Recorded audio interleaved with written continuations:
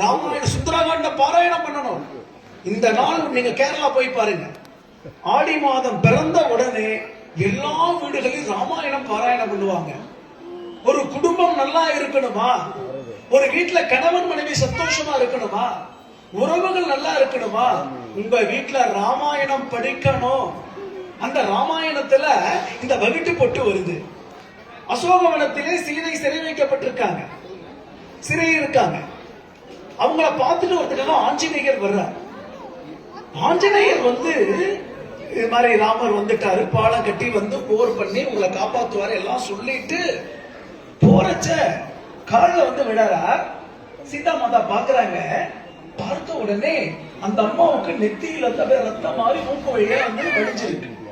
அம்மா, அந்த ராவணன் ஏதாவது உங்களை அடிச்சானா, அவன் ஏதாவது உங்களை கஷ்டப்படுத்தினானா, இப்ப சொல்லுங்க, போய் அவனை கொண்டுறேன் சொல்லுங்க.